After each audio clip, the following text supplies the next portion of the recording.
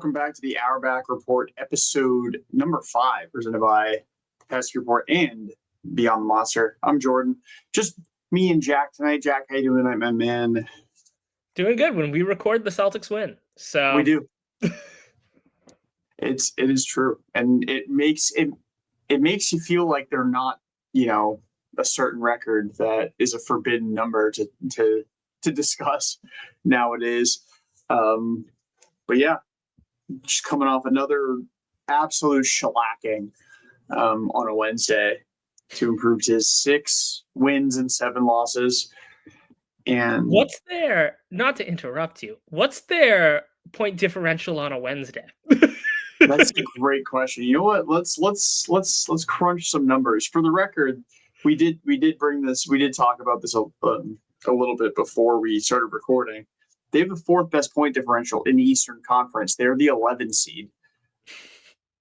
They lose close games or they win by 100 is basically the recipe for the start of the season. And I mean, I guess it's not necessarily super shocking with the volume of threes they shoot. They lose because they give up a ton of offensive rebounds, so a lot of 2-pointers that they give up. So the games stay close, but I'm gonna take a quick peek at their at the Wednesdays and add these games up real quick. Give me 1 sec. But while I do that, what are your thoughts on this past week of Celtics basketball? This is who they are, I mean, we're starting to see that this is kind of what this version of the Celtics, without Jason Tatum and without Kristaps and Drew and all these guys who were a part of the team for a while, they're a team that is probably a little better than their record, and they're very up and down, and they'll hang with most teams. Granted, they haven't played any great teams in this 4-team stretch. They played an Orlando team that's vastly underachieving at the moment, a Sixers team that's randomly kind of good despite having 2 good players, and then a Memphis team that's in a tailspin, and it seems like they might get relocated before this season is over. So you weren't exactly playing top competition, but, you were competitive. We're seeing signs of life out of Derrick White, which is good because, for the previous stretch, we were seeing less of that. And, they're probably going to hover close to 500 until Tatum's back. So going 2-2 in this stretch, which is what both of us predicted, sounds about right. Yeah, so I just did the math. They are plus 84 in their 4 games on Wednesdays, the only loss being opening night. So that is an average point differential of 21, plus 21. So they should exclusively play on Wednesdays. Yeah, unfortunately, they don't play on Wednesday. They only play 2 games in this next stretch before we record again. They play the Clippers on Sunday and then the Nets on Tuesday. So no Wednesday game. Tuesday in Brooklyn is an honorary Wednesday. Yeah, unless they lose. And then, of course, for the bit's sake, that did not happen. That did not count. If they lose to the already dog shit Nets, but even more dog shit without Cam Thomas Nets, I'm going to have problems. I feel kind of similarly about the Clippers game because they're old as hell. Bradley Beal's getting a hip replacement today. Yeah, so they're already kind of in the tubes. I mean, everybody on the team, like I said, is super old. They're 3-7 at the time of recording. They play the Nuggets in 20 minutes. That's not going to go well for them. So they will be 3-8 in all likelihood at the end of tonight. But yeah, both of us predicted that they go 2-2, split in Orlando, which is what they did. And then, yeah, Memphis without Ja was always going to be an uphill battle for the Grizzlies. And I feel like, we could go game by game. I kind of want to focus a little bit on a broader scale because, well, one, I want to talk about Nico Harrison getting fired at some point. So I don't want to spend too much time talking about each individual game because I feel like, Nico Harrison is our honorary Utah Mammoth of the day. Yeah. Because, all right, let's actually talk about that now because I brought it up. I have a hot take here, or not necessarily a hot take. It's more of like it's like a half conspiracy theory, but it's not really a conspiracy theory. Like I feel like if you trust that dude to trade Luka Doncic and sign off on that trade, like you got to give him a longer leash than 10 months to right the ship. You couldn't have expected it to get to be like it looks fishy. Like it looked fishy at the time that you trade Luka without shopping him to the Lakers of all teams. You already have a relationship with Rob Pelinka if you're Nico Harrison, and then you fire the dude less than 15 games into the following season. Like, did you expect to be 12-3? Especially with no Kyrie Irving and Anthony Davis has been hurt.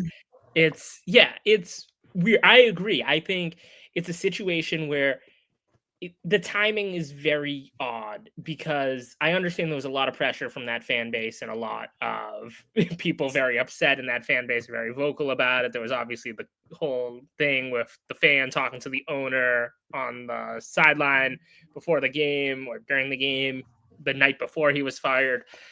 I agree. The timeline is weird. I feel like it's a decision you either make like as soon as the offseason was about to hit, and you would have had someone else manage this past offseason, or you wait until at least closer to the All-Star break, if not the full season. Like, I agree. Doing it this early in the season kind of reeks of desperation if you're Dallas.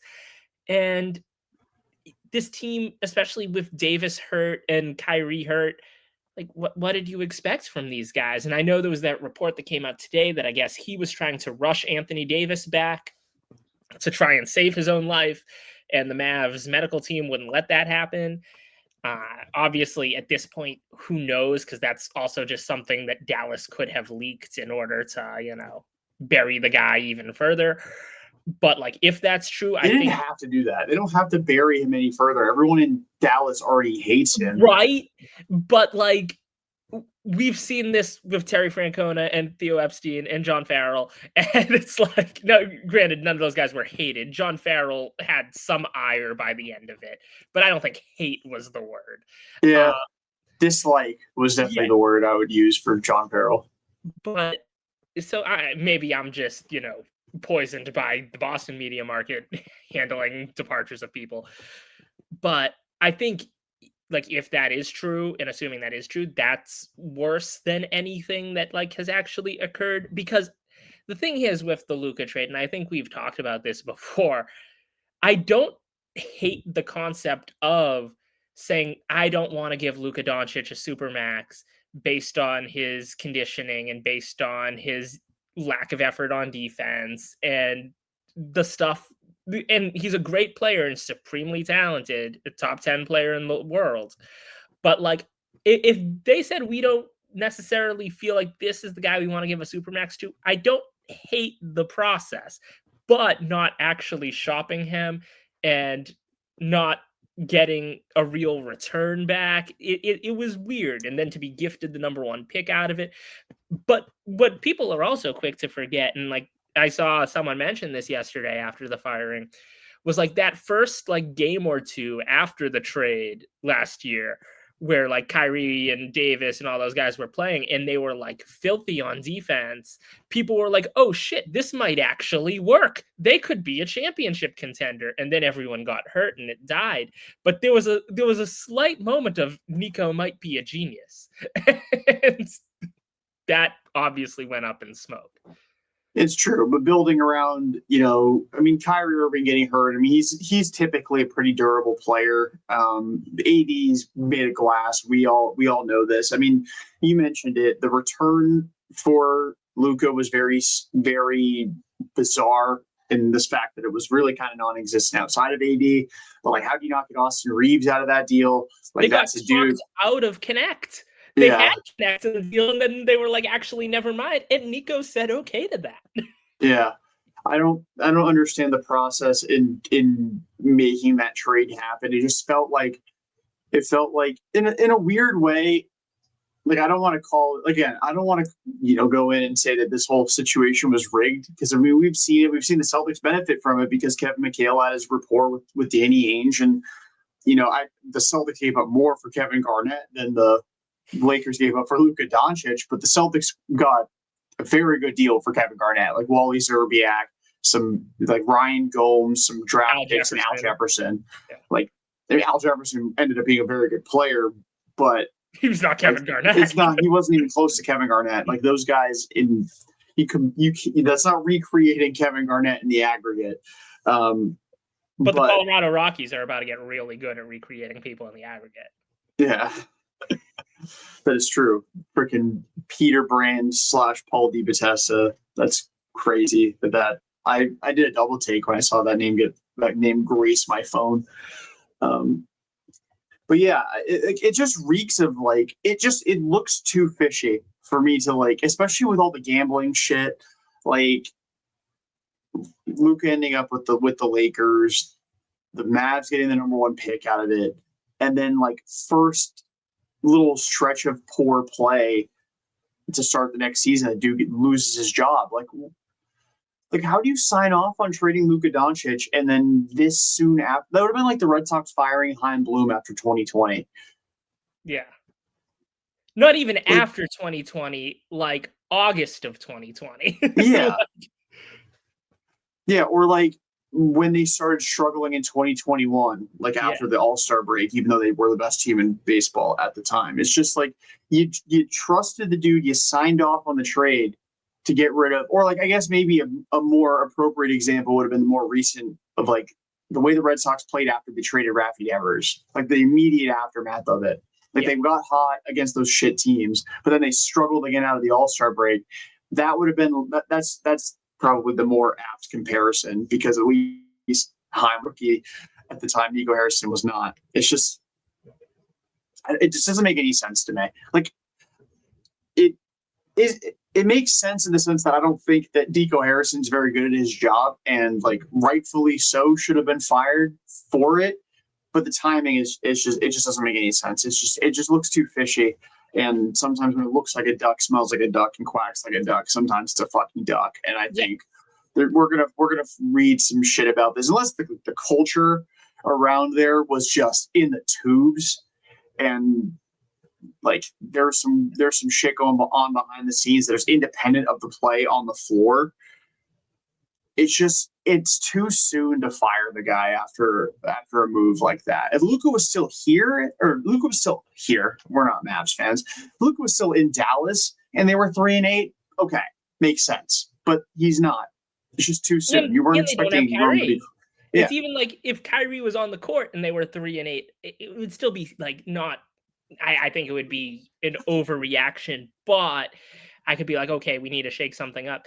But the thing is with Nico that like up until the trade deadline last year, he generally was quite good at his job. When you look at the Kyrie trade, you look at adding Gafford and PJ Washington, the Derrick Jones signing, like he was the Kyrie trade was essentially a no-brainer as long as you thought he would play basketball for you, because at that point he was like a negative asset to Brooklyn.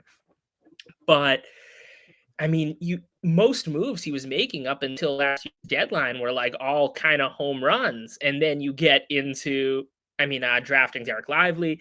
It's like, and then, you get the Luka trade, which is a complete failure. And then he decides to like push his chips in by trading Quentin Grimes for Caleb Martin. It's like, what are you doing, Nico? Like Quentin Grimes is like a good young player, and Caleb Martin is not a good player, the Eastern Conference Finals notwithstanding. And I still have nightmares about that. Like, I was just like, huh? Like, what do you, like, that trade somehow confused me more than the Luka trade, because I was like, okay, you just traded Luka, but then you also traded like a 25-year-old young wing for Caleb Martin. And attached a second to it. You gave up a second-round pick in addition to Grimes for Caleb Martin. I'm like, what? What are we doing? And yeah, it's been weird in Dallas. And obviously they had the no-brainer number 1 pick with Flag, and then they brought in D'Angelo Russell. It's weird times in Dallas. Yeah, and I guess maybe we'll see. I mean, I feel like a lot of teams get like that weird bump in play when they fire somebody that like people hated. Like I remember a few years ago, the Bruins, or not a few years ago, it was probably like 8 years ago now when they fired Claude Julien, and then they went on like this massive winning streak with Bruce Cassidy when he took over. So like, I wouldn't be surprised if the Mavs rattled off like 4 out of their next 6 or something. That just would for require firing Jason Kidd too. That's fair. That's fair. Kidd's another dude. I mean, I get that he was a Hall of Famer as a player, but like he's gotten so many opportunities to coach in this league. Was this his 3rd team, right? Milwaukee. Then he coach another team, the Knicks too, right? The Nets. And now the Nets, right? And then now the Mavs. It's just, I mean, he played for the team, he coaches them. Or he didn't play for Milwaukee, but he's bounced around a bit. Did you see that Giannis quote about Jason Kidd the other night? No. When they played Dallas, it might have even been last night they played Dallas or 2 nights ago. Whenever Milwaukee played Dallas, like Giannis took like a deep 3 and made it. And like after the game, he was like, that was for Jason Kidd because when I was a rookie, he said I wasn't allowed to shoot threes. Okay, but like objectively fair stance for Jason Kidd to take because Giannis still isn't a good shooter. He's better. Yes. But like, all right.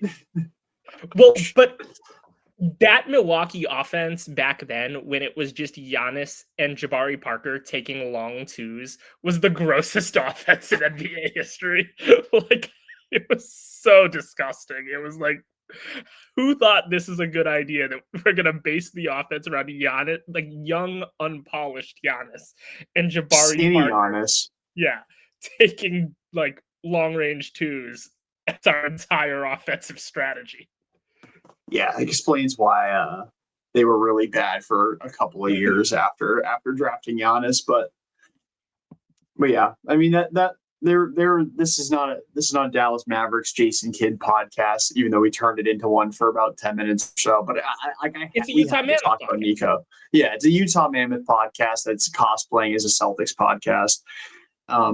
But we had to talk about Nico Harrison. Like that was so. What's also funny is that Shams tweeted he's going to be fired in 10 minutes. And it's like, if you're Nico, why would you go to that meeting anymore? Like I would have got off the grid. I would have like done whatever I could and like hid.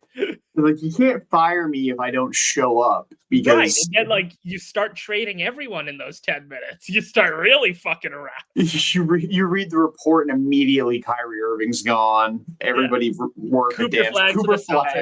Cooper flagged to Boston, for Luka Garza because gotta get Luka back to Dallas. So can you imagine? He's like, I got you guys Luka back. He should have trolled this offseason and been the one to sign Garza. Although I wonder if Garza would have signed with Dallas knowing that he would have literally been the Luka replacing Luka. Recreating him in the aggregate. But yeah, Celtics lose to the Magic 123-110. It was close. That game was close for a while, and then 4th quarter they fell apart. Yeah, but and Jalen seemed upset about the officiating in the 4th quarter. I didn't think it was as terrible as Jalen was saying, but it also wasn't good either. And yeah, I mean, that's the thing, unfortunately, is like Orlando is a more talented basketball team than them man for man in this iteration of them. And that's going to show in the 4th quarter of a tight game. If they lock in, which they kind of did, it's going to be hard to win those games. Yeah, I'm noticing that Alpha Jalen makes Alpha Tatum look like he doesn't complain to the refs at all. Like I feel like Jalen is always barking at the refs. And I'm not going to complain about it because like I hate the refs too. Like I'm not going to be like that boomer that's like stop yelling at the refs and go back and play defense and get over the fact that it wasn't a foul. But I'm definitely noticing that Jalen is quite verbal in his disagreements with the officiating. But this back-to-back games with the Orlando Magic brought us the Jordan Walsh era. Like, is he? I mean, the year 3 leap of Jordan Walsh. I mean, he's been good. Like, it's not like he's had a game where he was good and they forced him into the rotation, he's already been exposed as a bad player. Like he got in some foul trouble tonight, but I felt like the minutes he played outside of the fouls, he played pretty well. Like he actually looks like an NBA player, which is something he didn't look like in training camp or in the summer league. Didn't really look like one at all last year. Like Baylor looked like more of an NBA player last year than Jordan Walsh did. Yeah. So it's nice to see that he's at least getting comfortable. He's getting a role, got a start tonight, and he's playing well. Yeah, and I know that's something like he had talked about in like preseason and training camp and stuff with Walsh, is he was like, okay, like, I came into the league like a young guy and stuff, and like I really haven't played a ton, but like now I need to produce because they're gonna need me to produce. I'm now like not the youngest guy on this team anymore, and so I have to go out there and actually produce, especially like with all the guys who have left. And I think you've seen with him and with Minot and with Ugo, you're getting a lot of energy guys, which, when you're not a very good team, that can artificially just win you a couple games based on hustle plays and playing hard on defense and stuff like that. That sounds like it's a cliche and sounds like it's kind of like, the old man yelling about how, you need to play hard on both ends and the fundamentals and all that.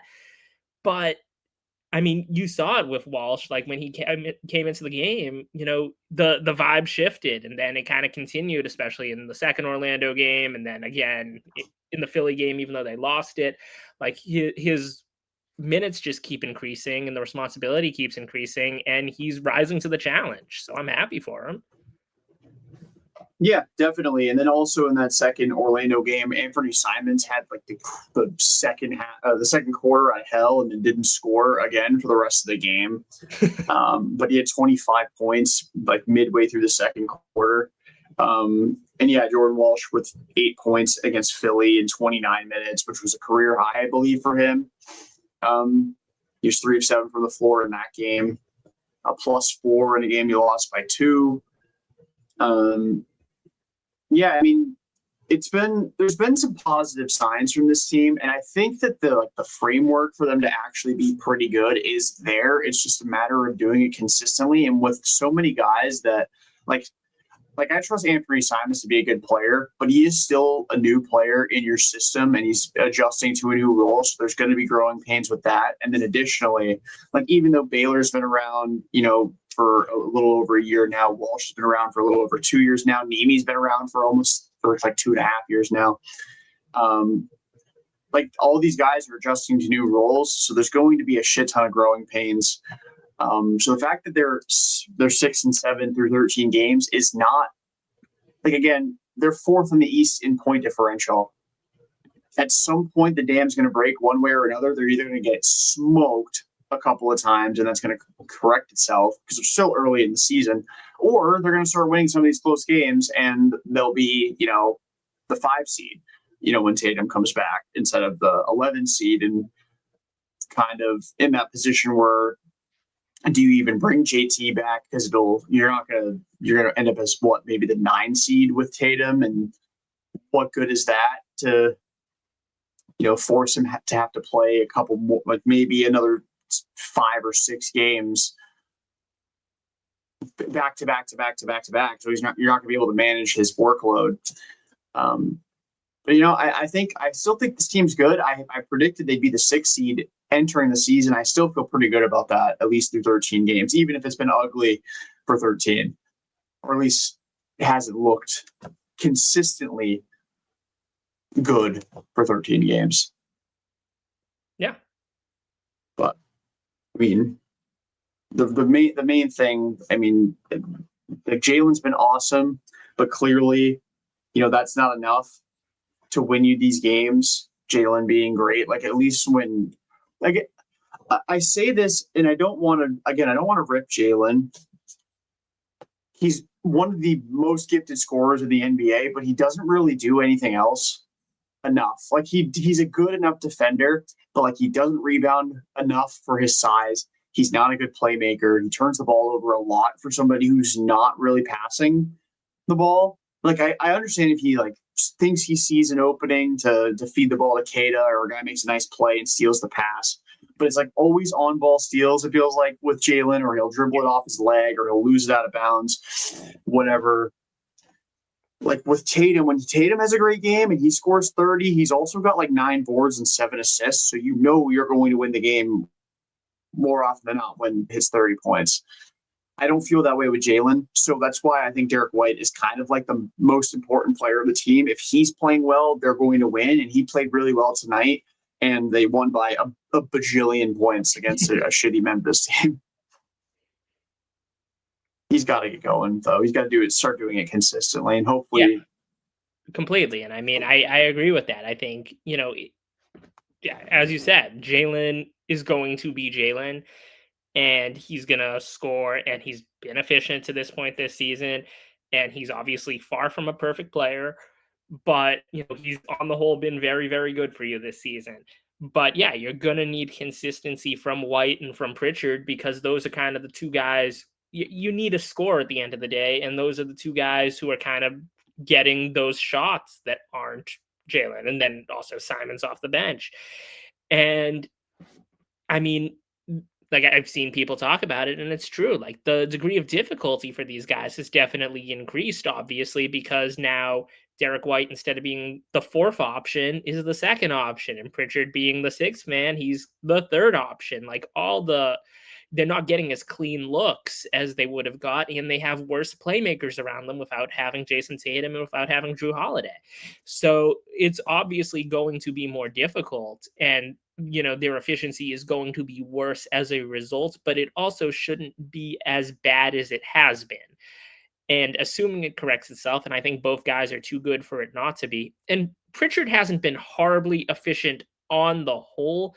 It's been the 3-pointers that have been like killing him, versus with Derrick, all the efficiency has been bad. And it's like, for both of those guys, it's going to fix itself. It's a long season where, 13 games into it, they're going to be fine, but they're going to need to be fine for them to continue to win, because the fact that they are 6 and 7 with those guys playing super inconsistently is weirdly a kind of okay sign that they're going to be okay, because they'll pan out, you would think, and then you just have to hope that the production you're getting from Kada and Minot and Walsh and everybody who in the aggregate has been good role players for you continue to do that over the course of the season.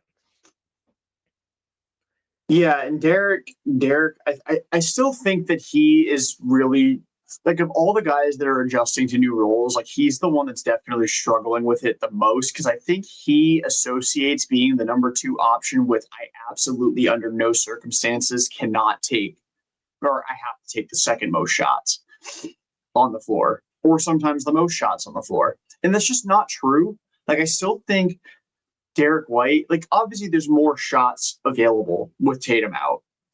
So he's going to take more simply by existing and not getting hurt. But I think the quality of some of his shots have been bad. I mean, sometimes he's just missing a lot of open looks, or shots that even contested looks that he was making last year when he was in, a better, whether it be a better state of mind, just a better flow within the offense, more catch and shoot opportunities rather than off the dribble. Because he's taking 16 shots a game, shooting 34%. This was entering tonight, but still averaging roughly 16 points a game. Pritchard, on the whole, 42% from the floor entering tonight, 26% from 3. Anthony Simons, I feel like, is the dude who's shooting 40%, but he's never actually shooting 40% in a game. It's either, he's shooting the lights out or he's been terrible. There's been no in between yet, but eventually, I mean, I'm sure eventually he will get there. And then Jalen, even, like, his efficiency from 3 has improved recently, but for a while it was like he was either making mid-range jump shots or he couldn't hit a 3. Hauser's been awful from 3 for like the last week or so, and he does this sometimes. Like, again, like we talk about Pritchard, we talk about White, but like Hauser coming off the bench has lately been horrid, and the fact that you're 2-2 in this past week and you've gotten nothing from him off the bench is also a sign for me that this team's going to end up being fine over the course of 82 games, or I guess we'll conservatively say 60 before we're in the Tatum return window. And I think if they're like 33 and 27 through 60 games, like they'll find a way to scratch and claw their way to at least 45 wins, because figure Tatum will be back within the a few weeks of that 60th game of the season. And even if he's 70% of the top 5 Tatum, it's still a pretty damn good player you're adding to your team for the final stretch of play. But I guess we'll hashtag wait and see, to steal something from Red Sox Twitter. But talk. I also, I know that we talked a lot about stuff that wasn't Celtics related. But I mentioned at the beginning that Memphis looks awful. Ja, I mean, he obviously didn't play tonight, but he's been suspended, and now he's doing that whole like I'm injured thing, which I don't know. Maybe he is, but like he did this last year too. And then when Taylor Jenkins got fired, he magically was in like the cryo chamber and was healthy and looked like he was enjoying himself. And now he's miserable again. And he's kind of like the Marcus Stroman of the NBA, or it's like he is the one thing he is consistent in being is a malcontent with the roster or with the organization. It's like only a matter of time, it feels like, before he's no longer in Memphis. And I'm curious where you think he could end up. And maybe we should outsource that question as well in the next email. I don't want to divulge further, because this is an off air bit until it isn't anymore. I definitely want to reveal it until Jamie's back. Yeah, I feel like, that. I mean, we gotta just wait for a reply ultimately. Yeah. Because like wheels are in motion to get a very special guest, and like it'll be good. It'll be a big episode. It'll get eyes on the pod that probably we weren't expecting to have this early, but we're gonna welcome them into our coalition. And but with Memphis, I mean, this is just who Ja is, and God, like, it's gonna almost be a situation like an Embiid for different reasons than Embiid. Because with Embiid, it's purely the injuries and the fact that like his athleticism feels completely sapped. Versus with Morant, when he's on the court, he still seems mostly like himself. A little bit of the explosiveness doesn't seem as apparent, but also I don't know if he just doesn't give a shit, and that's what it is with him. It's just hard to tell. But there's almost going to be some degree of arrogance in trading for him, that, oh, we can fix him and he will be happy here, when he hasn't really shown any signs that there's a situation where he does do this. And like you've seen with the off-court stuff, getting suspended from the team, getting suspended for bringing guns on the team flight, it's like this is a guy who you don't want him to be a leader of your team, and by any means, which has kind of been thrust on him in Memphis because there is no real veteran presence there. It's why they got Marcus Smart, but then that didn't work out for them at all. And I don't know. Like I look around the league. I know Minnesota's been thrown out there by some people as a potential landing spot. And like on paper, yeah, Ant and Ja would probably be the best backcourt in the NBA. But basketball isn't played on paper. And like, is Ja going to be okay being the second option, or maybe even the third option, just because of how many shots Julius Randle commands? And then he'd have to play off ball more because Ant is so ball dominant and Ja isn't a great shooter.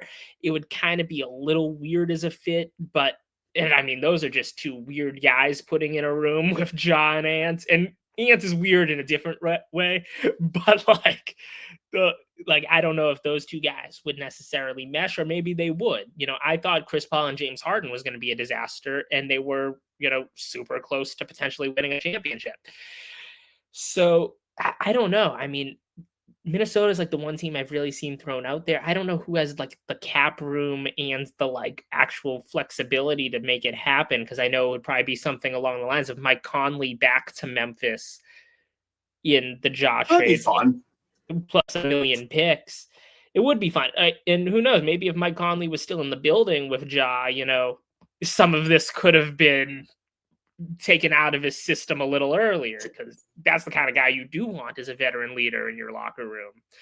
I mean, Conley's kind of the ultimate professional. I don't know where he'd end up, and I don't know who would want him, because he is like a guy who you don't want to poison your locker room with. And that's like kind of the difference between someone like Embiid or Zion, who have their own myriad of issues, but no one's really worried about poisoning the locker room with those guys the way they would with Morant. Yeah, it's weird because Ja is immensely talented and like he's still super young. So you're kind of in that weird place where, like you said, there's going to be some arrogance in acquiring him. But like, who is arrogant enough to do it? And I think from like Ja's point of view, like where is he going to like? I feel like he almost has to be the number one for you to like feel like you have any sort of shot that he will be happy there. And then on top of that, there's all the extracurriculars with him. It's so tough. Like I know that Miami got thrown around a lot on the broadcast today, um, because of the Heat culture, which is really just LeBron James, who's again not there. Um, Yeah, it, but they made I, Caleb Martin good. So they yeah, can imagine what they can do to Ja. yeah, I guess. But I can't think, like you said, I can't really think of a team. I mean, there is one team that's arrogant enough to trade for Ja Morant, and it's the Sacramento Kings. Like they're the same exact team that would be arrogant enough to trade for Joel Embiid. They're going to assemble those two guys, and I mean they have the contracts to make it work.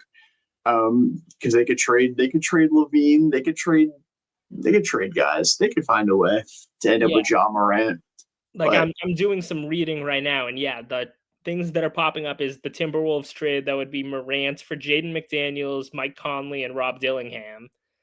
And that's a lot to give up if you're Minnesota to lose McDaniels. That's, maybe your best 3-and-D wing. But I mean, if they really are trying to push in for a chip, I guess. And then the other thing I'm seeing thrown out is just a 1-for-1 swap with Phoenix for Jalen Green, which, God, if that's what Ja Morant's value is now. But maybe that's what it is. Like, because, yeah, he is such a malcontent and he's injury prone and he causes problems and gets suspended. Maybe that is what he's worth, is just one Jalen Green. yeah, and like again, I'm trying to think of some of the dude. Like he makes $50 million a year. Like he's in a great situation for himself because he doesn't have to win in Memphis. Like I get that market when they're good, like the crowd shows out. It's a tough place to play. And like I still envision maybe this is just Unkstad is showing like the Conley, Randolph, Gasol days with Tony Allen, where like that crowd used to get really into it, and they were always a tough out every single year. But like in Memphis, you're not expected to win.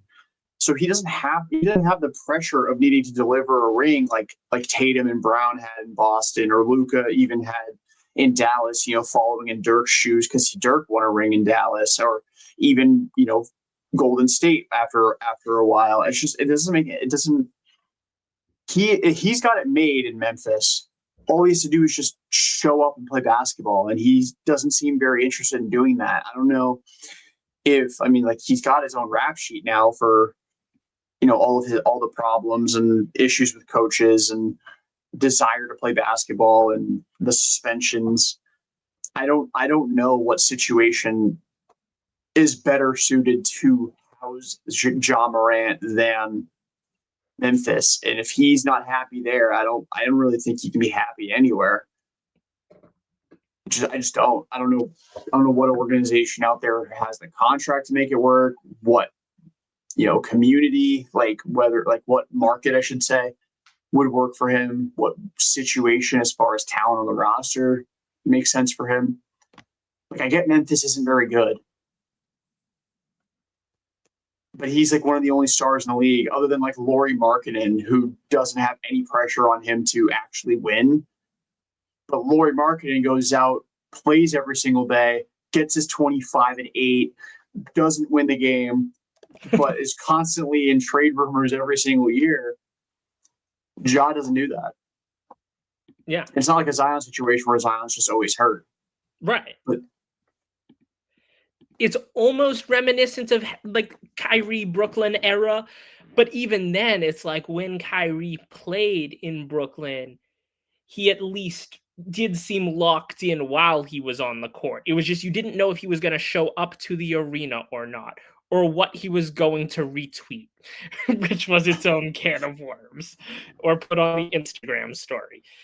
And Ja doesn't have those issues, but I mean, you'd argue that at the end of the day, for all of Kyrie's craziness, he's a far more talented player than Morant. Not that Morant is untalented. Morant is a guy who, if he stayed healthy and was locked in, could be a top 10 player in the league, no questions asked. But like with Kyrie, I think I even said this last week, I think he's the most gifted offensive player I've ever seen watching basketball. Like there are just levels to it. And with Kyrie, it was like teams were willing to take on this because that talent is so obvious and so apparent. With Ja, and at the end of the day, nothing he did was criminal. Versus with Ja, it's like if he was not a professional athlete, a lot of the stuff Morant has gotten himself involved into could have had far more serious punishments. But because he's a guy making $50 million a year on the Memphis Grizzlies, they kind of go by the wayside and get slapped on the wrist with NBA suspensions instead of like any actual repercussions. And I don't know who's going to want to deal with that, because it's going to be a headache for an organization. Yeah, maybe a team that's like super hungry for, some sort of eyes on, like maybe it's Dallas. Maybe Put it's them and Dallas. Kyrie, then it won't balance out. Yeah, exactly. Kyrie is the veteran mentor to Ja Morant.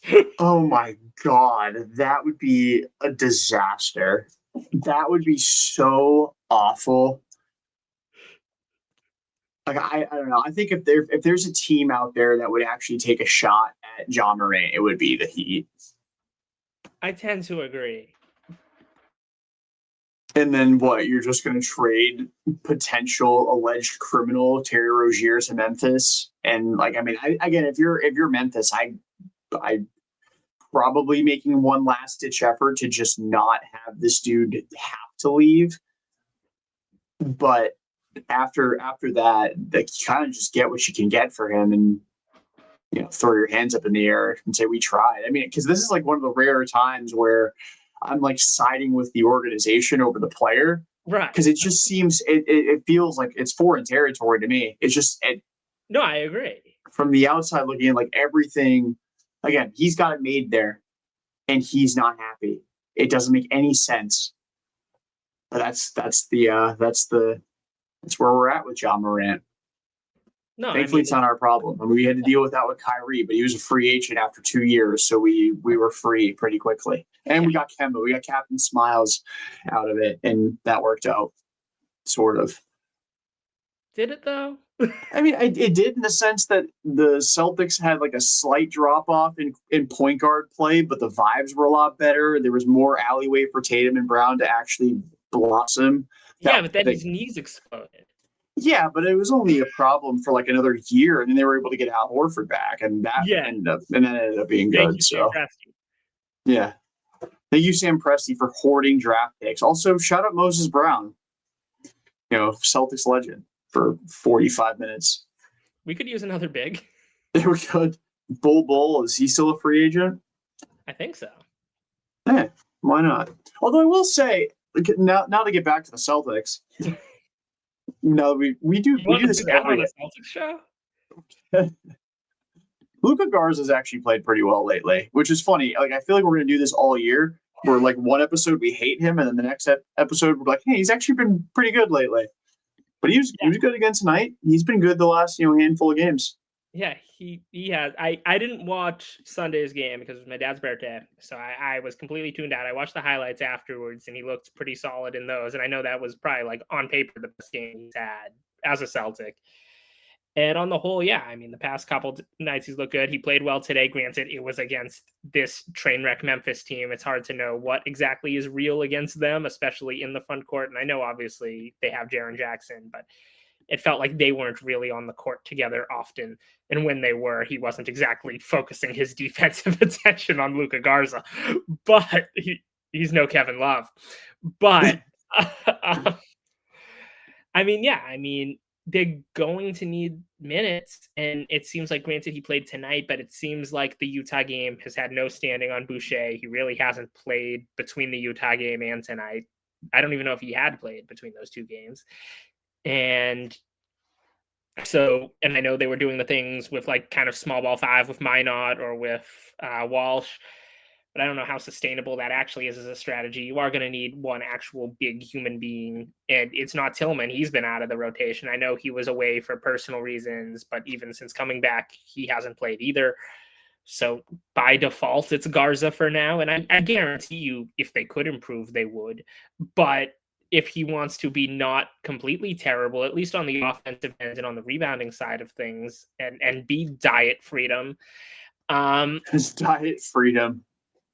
Sure, why not? That's a crazy thing to say. Oh my goodness. I mean, I think this they're starting to formulate the maybe not necessarily they're not necessarily certain of how the minutes are going to be dispersed, but I feel like we kind of know the rotation at least. Like we know that you're going to get one of Walsh or Shireman, and see like lately it's been Walsh, and whoever's playing better in that stretch of play will be the guy who gets those minutes. But we know that it's going to be the usual suspects of the four starters. Minot will get in there. Garza is going to be the first big off the bench. Hauser's obviously going to play until he's, physically can't, which is not necessarily out of the realm of possibility with Hauser. He's been banged up in the last couple of years, and then Simon's obviously off the bench. So we know like the 8 or 9 guys that are going to play every single night.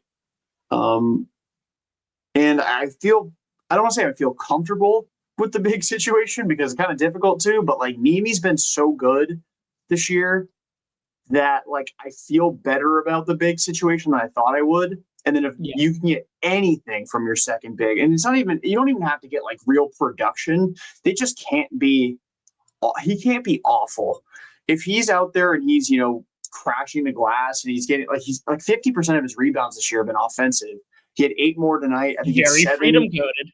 Yeah, that is very true. But like Nimi's been on the boards very aggressively lately. The fouls, I know he fouled out against Orlando in the second game against them. He's fouled out twice this season through 13 games. But for the most part, I feel like the fouls have been in check for Nimi. He did have one other game where he had 5. But 9 points, 8 rebounds a game. He's at least getting you a block a game. He's getting you a couple of assists as a big. I feel like his screens have been a lot better. I think they mentioned on the broadcast he was like 3rd in the league in screen assists, which is like, obviously a screen assist is a screen assist. But like, he's doing a lot. He's become, if we're going to call Luka Garza diet freedom, I can call Nemi Ishkeda diet Robert Williams. I mean, if he got more blocks. Diet Lord. Diet Lord. He's Diet Lord. We got Diet Freedom and Diet Lord. But yeah, 13 points, 8 rebounds, 2 assists, a block, and a steal tonight. Like he's at least getting you. He's doing everything. Maybe not everything well, but he's at least filling the stat sheet with one of everything on most nights, and that's all you could ask for out of him. And then if Garza emerges as like a viable second big, which he's been lately, to much to my chagrin. He still can't move, but I'm convinced when he jogs, he is faster than when he sprints. I agree. He's like in slow motion. It doesn't make any sense to me how he moves like that when he's supposedly running harder. It's like it doesn't make any sense. But yeah, I maybe he needs to work with Massa. You get that perfect running form going. Yeah.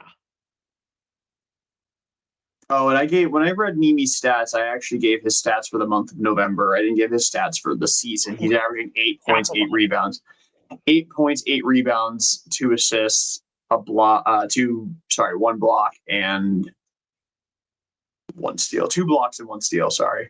So he's been a little bit better than I gave him credit for initially. Maybe not necessarily in scoring, but in everything else. And he doesn't miss, which is easy to do when all you do is dunk. But the push shot's been working for him. I still want to see him shoot threes, not like in the sense that I want him to take a bunch a game, but he stands out there behind the line with nobody around him, and he'll get the ball. And he shoots them in FIBA. He took one earlier in the year and missed it. I want to see him take a couple, because if he can add that to his game, that makes him all that much better. Like if you're letting Xavier Tillman shoot them at will, if he ever gets an open look or ever sits foot on the floor, I feel like you can let Nemish Queta take one or two. Corner Queta, above the break Queta.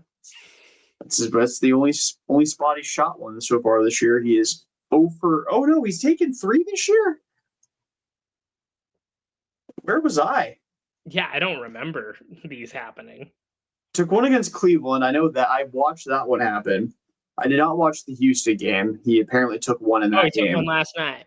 He took one against Philly, yeah. I was at Predator for half of that game. So apparently that half that Nemi shot 3.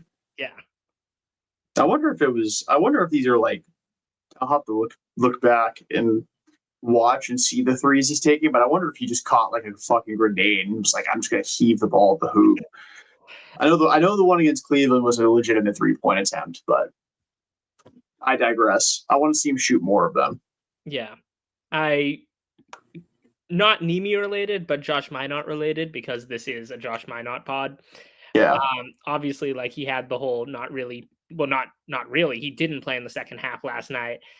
And when they asked Missoula about it, he said, that's between me and Josh. And when I told one of my friends that, he was like, dude, I was so sure Joe was going to say that's between him and God. Like, yeah, that is something Missoula would say, isn't it? He gets pissed at Minot, like especially. I feel like maybe that's just how like the kind of coaching Minot responds to. But I feel like I'm thinking back to the Wizards game specifically, where Minot dropped 21 points, like a career high for points for him, and I think minutes as well. He had 34 minutes in that game, and he like missed a rotation, and Joe called timeout. It was a bucket to cut the lead to like a million. They were up by so much against the Wizards, and Missoula shoot his ass out. Like I think Minot's going to be that kind of guy that gets that tough love all season, and it seems to be the case because he was not in the lineup tonight either. He still played 22 minutes, but they won by 1,000. So because that's what the Celtics do. They lose by 2 or win by 1,000,000. That's how they're plus 4.7 on average for the season, which is again 4th in the Eastern Conference, despite them being the 11 seed. So one way or another, it'll break eventually. But I don't know if we have anything else to talk about with the team other than previewing these next couple of games, because it is only 2. There's only 2 games between now and when we record again next week. Not the Wizards. God, different Bradley Beal team. Not Celtics related. Oklahoma City is up 70-38 on the Lakers right now. Maybe Nico Harrison cooked. Dallas is losing by 5 to Phoenix with 31 seconds left. So they're going to be 0-1 in the post-Nico Harrison era. And the Clippers are down by 10 in the first quarter. Yeah. So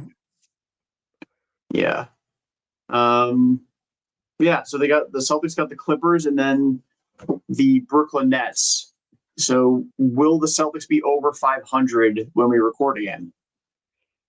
Yeah, because these are cupcake games. I mean, the Clippers you actually do have to lock in against because, yes, they've been bad, and is Kawhi playing at the moment, or like what's the deal with him? Because He's not playing tonight.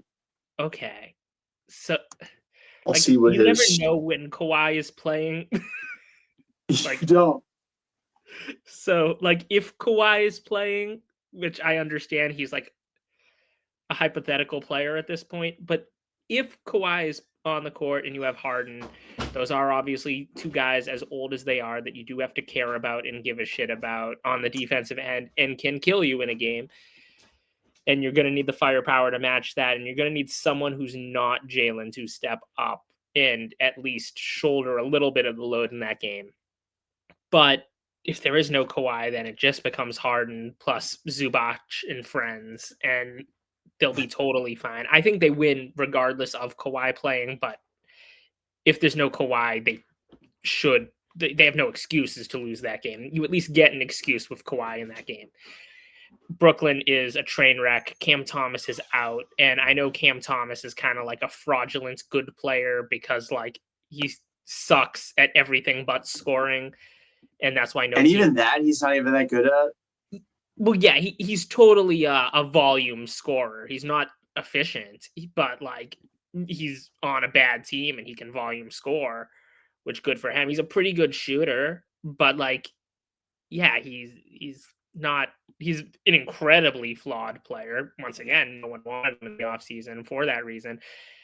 So you're playing against Michael Porter Jr. and a bunch of mediocre role players. I like Claxton, but Claxton isn't going to fucking beat you. Claxton is leading that team in assists, which shows you everything that's wrong with that team construction at the moment. That they're, 6'11" center who does not shoot or ball handle is their leading assist guy because it sure isn't Cam Thomas or Michael Porter Jr. Yeah, and neither of those guys pass the ball at all, let alone get assists. I mean, yeah. That's a bad team. Claxton's somebody that I actually am pretty interested in seeing where he stands come February as far as a team, because he's a guy I'd probably put on the Celtics radar because I like Claxton. There was that whole free throw thing a few years ago where he was like 1 for a million in that series from the line.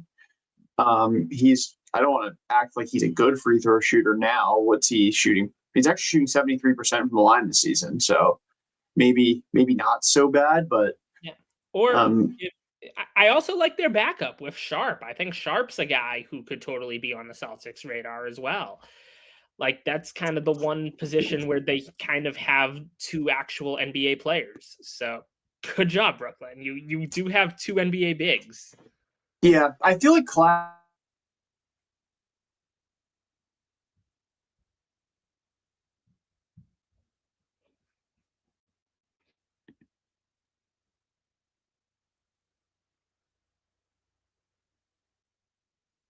all right, no, we're good. No more intro. No second intro. Anyway, as I was saying, I think Claxton's likely to get moved because he's making more money. And I think they kind of want to clear as much salary as they can to maybe add somebody that's like functioning as a good basketball player. Can I interest them in Ja Morant? That'd be interesting. Ja Morant and Michael Porter Jr. Perhaps the most controversial roster in NBA history. Everything that comes out of Michael Porter Jr.'s mouth and then everything that Ja Morant does, if you combined the two into one entity, that would be maybe the worst person of all time. They should trade for Terry Rozier too. Just go all in. Oh my God. Please. But Claxton's averaging 15 and 7 this year. With leads them in assists. And leads them in assists. To be fair, Terrence Mann's only 0.2 behind them, and Igor Demin, I don't know how to pronounce his last name, is averaging 3.3. But like those that's your big three for assists. Somehow Michael Porter Jr. and Cam Thomas are both averaging 2.6 assists. So that means they pass the ball at least 3 times on average a game. That's probably to each other. If we're keeping it a buck. Although somebody has to pass the ball to Claxton. It's not like he's bringing the ball up the floor. Well, he might be. He leads them in assists. It's a very good point. I'd be I honestly think Claxton makes a shit ton of sense for the Celtics, though. I do too. Come And he February. fits the type of big who Tatum plays well with. Yeah. He's a good lob guy, sets screens. He's clearly capable of passing if he's the leading assist guy. So, you can do some things with the high pick and roll. Yeah, I think he totally makes sense as a trade target. I don't know who is in like his salary range in terms of guys who the Celtics could move, because I mean, I don't know where Brooklyn is salary cap wise either. If like Simons is a thing they could do with them, or if like that's more of like a Hauser plus things type deal, or what exactly it would look like to go get Claxton. But I agree, fit wise, he makes total sense. Claxton makes 25 mil. Oh, okay, so that's totally in And Simons' range. Simons makes 27, so that could be a straight up swap. Oh my God, Simons, Cam Thomas, and Michael Porter Jr. You got three dudes who don't swing the rock at all on the same team. Oh my goodness. But yeah, it could be Simons. You could also go I mean, they really don't have the contracts to make that work. It would have to be Simons. But Simons is expiring, so you at least have that working in your favor if you're the Nets. Because Claxton's got I don't know what good having Nick Claxton at 23 mil next year and 20 mil the following year does for your timeline. He's already 26 years old, and like you said, you have Day'Ron Sharpe who's making 6.2 million next year and is 2 years younger. I feel like that probably fits the timeline a bit more. I don't know. We're months away from Nick Claxton being a trade ship.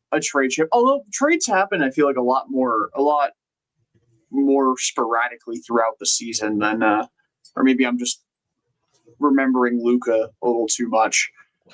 But yeah, that's probably going to be my early favorite for the Celtics is Nick Claxton.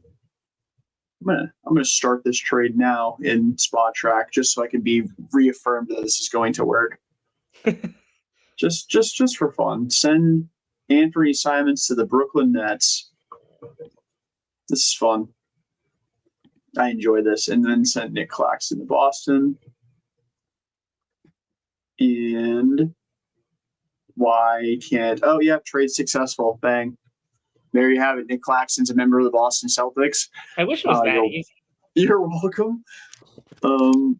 And the Celtics shed $2 million off their payroll in doing so. So, Brad Stevens, you know where to find me. That's all I'm saying. Anyway, any final thoughts? I didn't say that I think the Celtics are also going to go 2-0 and be 8-7 when we record again. And I'm going to put words in Jamie's mouth and say that he also has them going 2-0. Yeah, I mean, next Tuesday is a Wednesday, as far as I'm concerned. Like they're that counts for the point differential on a Wednesday. I agree wholeheartedly with you there. I don't know if you've ever been to Barclays. That arena's terrible. It sucks because I've been to Madison Square and I've been to Barclays.